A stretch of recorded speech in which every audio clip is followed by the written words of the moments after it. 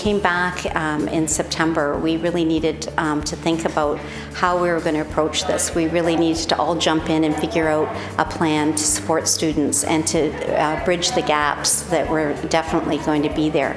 Our staff have been very involved in creating diagnostics, using some of the board-created materials, and we've been very fortunate to have received some great resources from the board, and LLI, which is a literacy intervention program that helps fill the gaps. We've been able to put in some PD for teachers, and we have our literacy coach that's been supporting teachers, as well as our vice principal, and getting into classroom to help support small group instruction.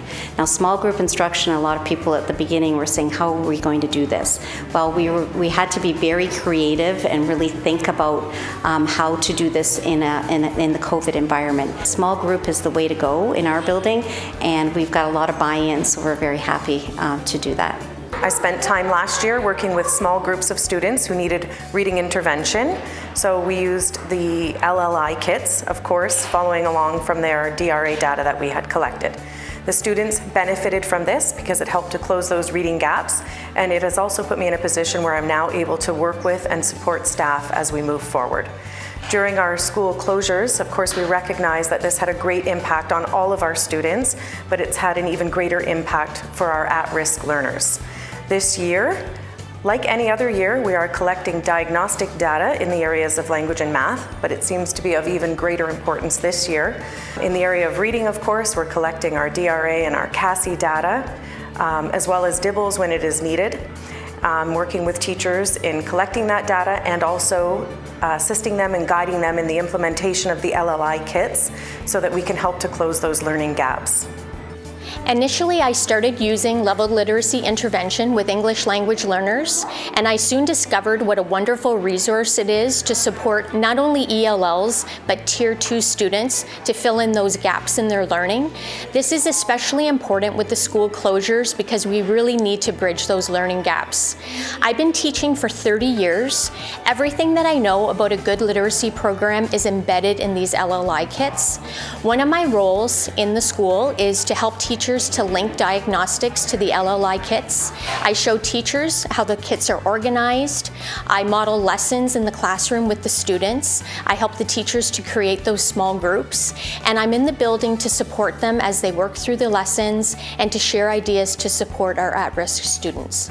During COVID, what we've done to kind of mitigate the social distancing problem and the lack of group work is we have sat children proximal to their reading levels, and the whole class is organized based in little mini groups, socially distanced based on reading level. That allows me as a teacher with my mask and visor to get a little closer to them with my chair and run through the LLI script and the lesson as I'm supposed to follow it. It helped me with my writing and reading, and to know the meaning of the actual word, not just read it. And I used to write a summary about a question, like when it is asking specific thing, but now I actually answer the question without writing a summary about it. In the Student Success Department, we're using grade 3 and grade 6 EQAO data to anticipate which students will need additional time and support and practice for literacy skills in high school. So we're using that in a predictive model so that when students get to high school, they get that extra time and support and practice above and beyond what they get in the classrooms. In the past, we've been doing that in intervention sessions with teachers in small groups and literacy committees in high schools, but this year, because of safety precautions, we're trying to design a way of doing that online. It's practice and feedback that makes a difference for literacy, and that's how we're using the scores to help address student learning needs. As a result of our school closings in the spring, we were able to partner with Lexia to provide Lexia licenses to all students in the Greater Essex County District School Board. This meant that students, regardless of whether they were in the elementary panel or the secondary panel, had the opportunity to utilize this reading intervention program. We've recently received data back from the company about the gains that students have made, and they've been tremendous. Lexia has helped thousands of students in our school board with their reading. It's for this reason that the senior team made the decision to purchase extra licenses this year. We've purchased 9,500 licenses. We are focusing most of the licenses into early intervention, which means that students from grade 1 to grade 3, regardless of the delivery model that they are utilizing, are going to have access to these licenses. We're also focusing the licenses in grade 5, and this is going to further support students with their writing of EQAO in 2021. And finally, all RISE students will also receive access to Lexia licenses this year. We've also made the decision to increase the number of licenses available in the secondary panel.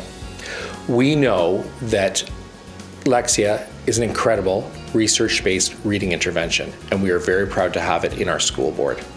We are very excited to see the results next year, and we know that it's going to help us reduce the gaps.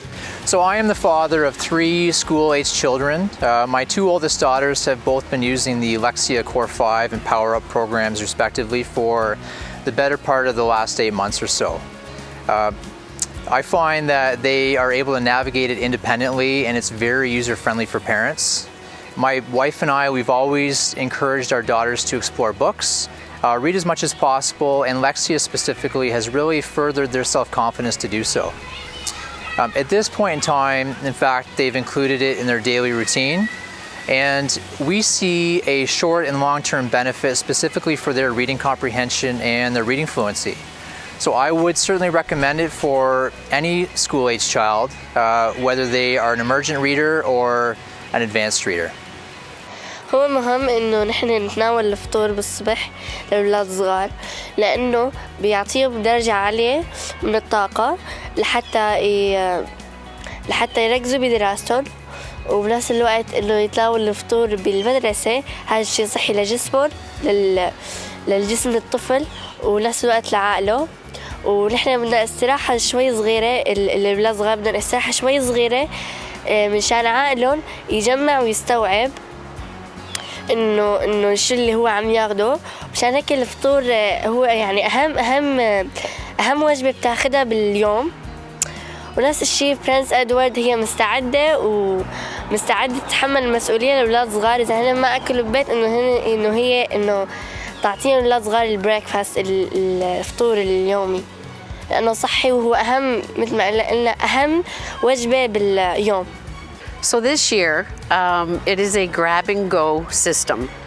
We are using Ziploc bags. A lot of the snacks are like frozen yogurt tubes and cheese sticks and veggie sticks, raisins. The kids are enjoying it. We have got a great system down between sanitizing and how the snack is being handed out, and I think it's really going well. With all the changes that are happening during COVID, it is important to help parents who are having financial difficulties during COVID to know that there is something healthy for their children at school. It is important for the learning. Children cannot learn if their focus is on food and not the academics. Some schools don't have breakfast programs, and Prince Edward does have one, and it's good to have breakfast in the morning. And if you don't, you're not gonna have enough energy, and you're not gonna get ready to learn. And it's the most important meal in the day. The First Nations Métis Inuit Open Minds program has spent the first couple weeks contacting families to see how we could best support students through this new year. We then started to contact students through either in-person, online, virtual meetings, or phone calls as well to see how they wanted to be supported. We then started to create a schedule to best fit all the schools that we work at so that we can equally support the students as well. The Open Minds program is working hard to keep the cultural component of our work active and engaging. Our school is supporting our mental health. As for, we are doing activities such as mindfulness, like reflecting our mindfulness, yoga, which help us calm us down and stuff. Our teacher and our peers are just supporting and understanding in general. And they don't put pressure. Also, she gives us 2 breaks to walk outside, relax, talk to your friends, and just chill. And we can do fun things, and at the same time we can keep safe. keep a distance and wash our hands. During the Black Student Voices project this summer that I worked on with Dr. Venus Ola, many students spoke to us about the impacts that COVID-19 had on them and themselves and their families.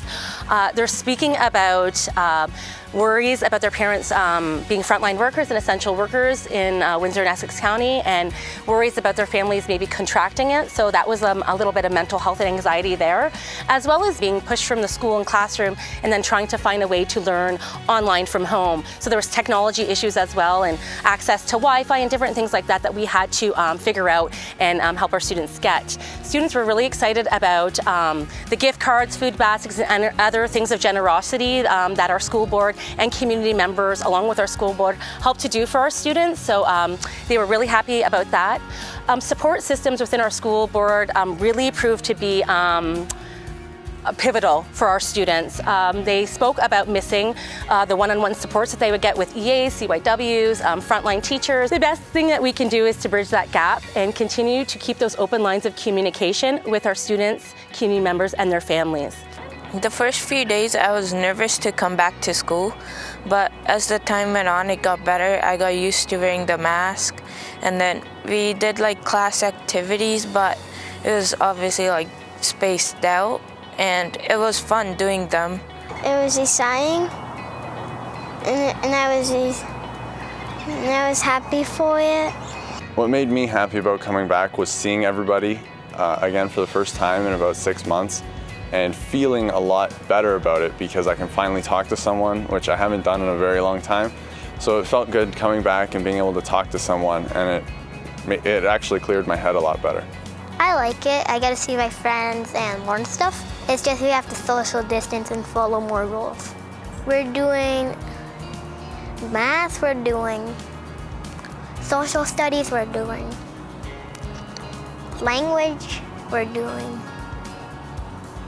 French. I like being back at school because it's very difficult to learn online, because if you need some help, you can't really get it. So you just really have to try your best all the time, and I'm just really happy that I get to come back to school. We get scheduled bathroom breaks, scheduled outside times and all that.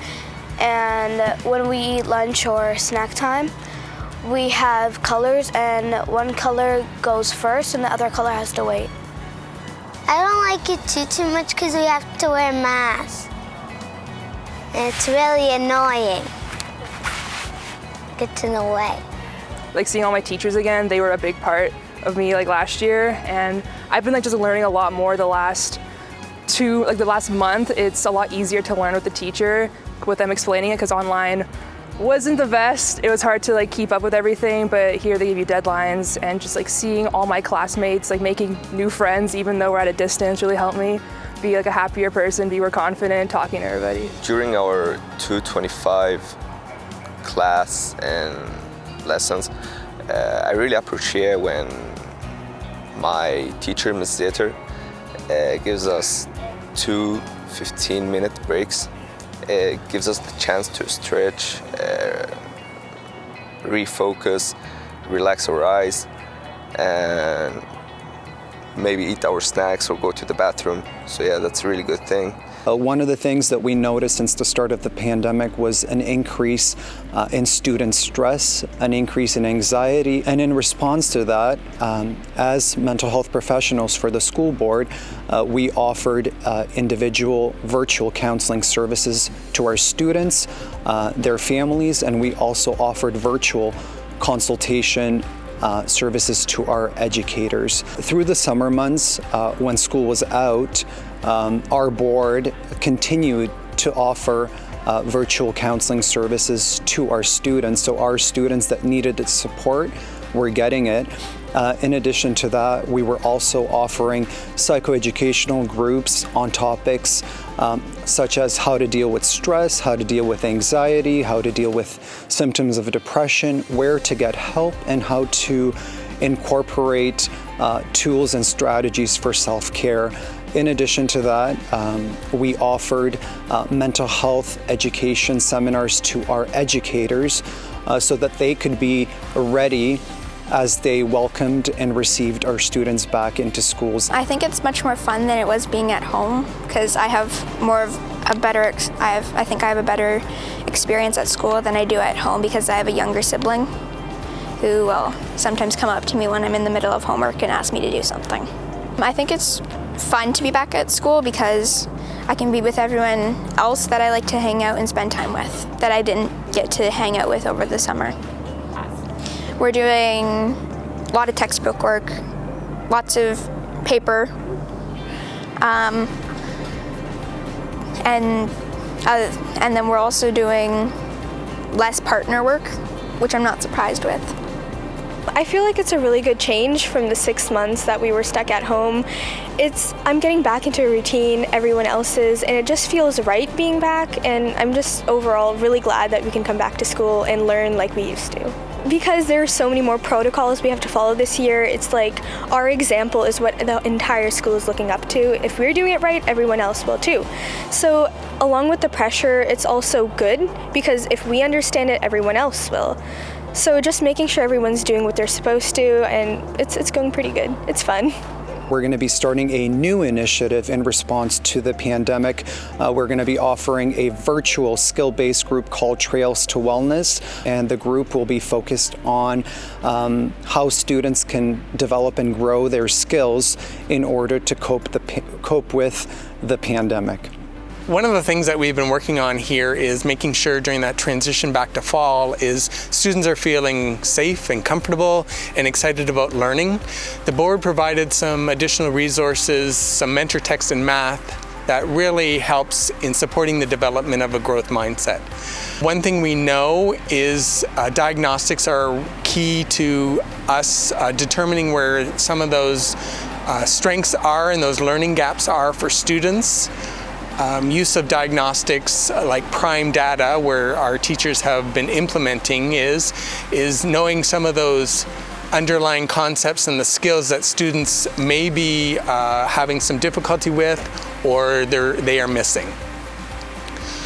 During our professional learning communities, we then can take that data and determine what are some of the strategies that we can enhance in our classrooms to support some of those gaps. One of our goals is developing a variety of strategies students can rely upon when they're understanding some of those conceptual pieces in mathematics.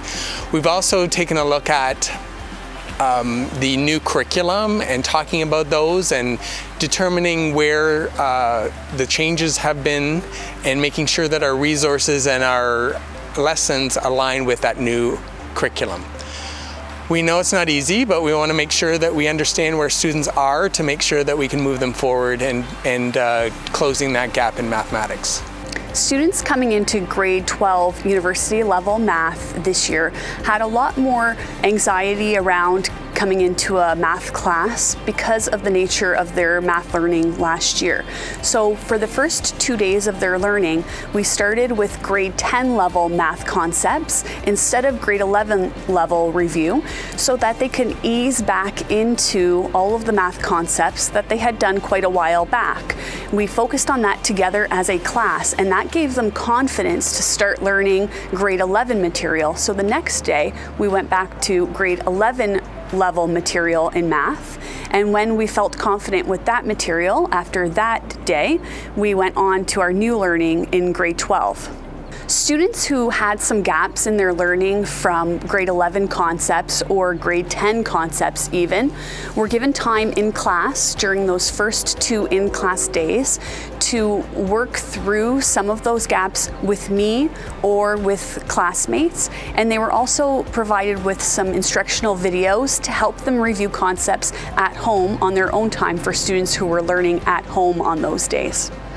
I found that our orientation day really helped the students out and the way that they were able to adapt to change. When we arrived, the teachers took us on tours and we played icebreakers to get to know each other, like our hobbies and stuff, because those people who were in our groups on orientation are now in our classes, so now we have some friends. There were lineups and there was a table over there, and you would just go up to the table and they would tell you where you were supposed to be, and there was a bunch of people here with big signs and they just point to where you're supposed to go, and then they'd ask you your name and then you'd line up. After we came inside, they really made it easy because they taught us all the procedures and how the Riverside School actually works, so it was an easier transition after we came from elementary school where like the rules were kind of different. Now that we're in high school, we know how it works, how grading, testing, exams. We ran a very, very exciting game at the end of the day, a quest game, which we ran through teams. Where we did different trivia questions, sort of make it really fun and light at the end of the day and give the kids something exciting to remember about Riverside. So some of the benefits for me was just being able to work, see what the workforce is like, and to tell my friends how it's going to be when we're older. The original plan was to work through the summer, so I didn't get that, and it was kind of a bummer because the hours that I was supposed to work here was supposed to go towards an apprenticeship, but I don't know how that's affecting it anymore, if I have to do more hours after this. So since it's split up in 4, I go till February, and then I go back to school, but I don't know how it's gonna work because it's 2 tech classes. So it's like tech, and then I have English, then math. So I don't know if I'm gonna be able to work on the machines because obviously everyone has to use them, so it's all hands-on. With the pandemic, nothing much has really changed other than wearing masks inside. Everything still goes the same. Everyone works normally. There's no other really rules besides just stay your distance. Firstly, to acclimate our students to the key staff who would be there to support them come the start of school. Secondly, to offer students and parents individualized tours of the schools, highlighting where their classrooms would be located, as well as touring the learning support room. And lastly, to provide an introduction to the policies and procedures that would be in place to support student learning. Each student was given a welcome package that contained all of the school supplies that they would need to be successful in their grade 9 year. And I can tell you that this program was a great success. I heard from parents that they were so pleased to have been able to ask questions in a one-on-one setting.